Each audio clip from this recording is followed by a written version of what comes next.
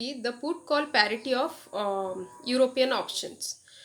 So before going into the details and explanation of put call parity of European option, let us first understand the definition of European option. In a European option, it gives the chance to the buyer or seller to exercise their control, at the expiration date only. Okay, so it is like if the price moves up of the underlying asset, then the investor will not be in a position to take out the profit or the hike in price benefit out of it out at that date. Rather, it has to wait till the expiration or the maturity date to get the benefit out of it. So that is about European option. Now we will see the put call parity.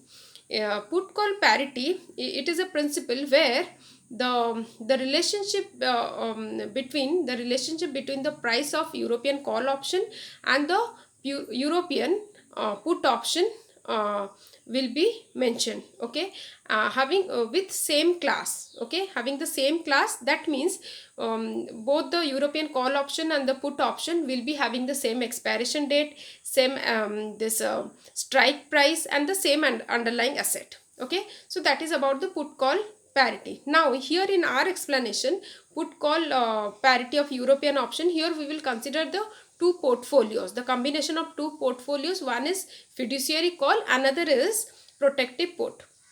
So what is fiduciary call? It is a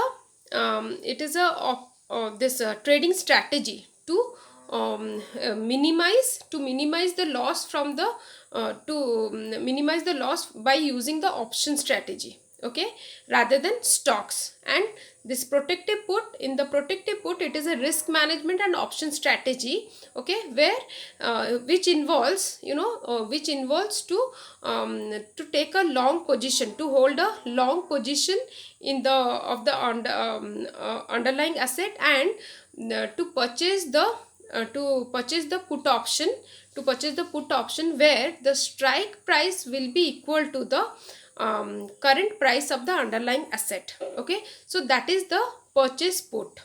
Now in the fiduciary call option, what happens here?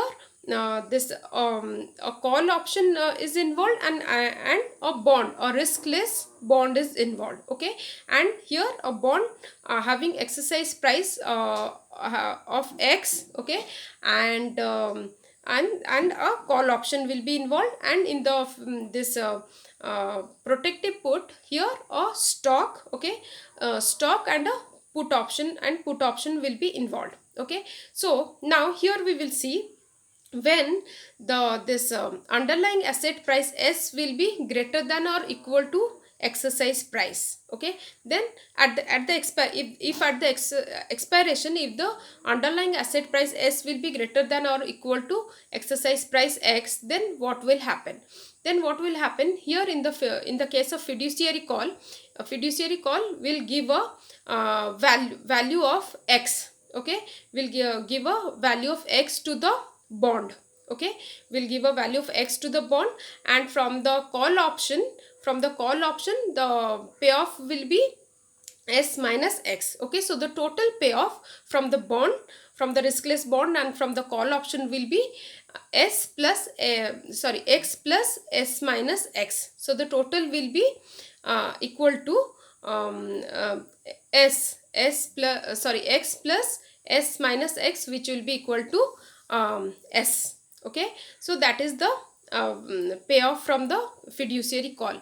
And from the protective put, here from the payoff from the stock will be equal to S. Okay, and the put option will be worthless. Okay, so that is about the payoff from the this fiduciary call and protective put when the S is greater than the exercise price. When at expiration, when the exercise value is greater than the underlying asset price, then in the protective put option, what will happen? Then here the payoff from the this stock will be equal to S. Okay, and the payoff from the put option, okay, the payoff from the put option will be X minus S. So the total amount will be S plus X minus S, which is equal to X. Okay, and now in the fiduciary call option, the payoff from the bond will be equal to X, and from the call option it will be worthless, so the total value will be equal to X. So we learnt about the put call parity, European option, and what is fiduciary call and the protective put, and how their interrelation. Thank you very much.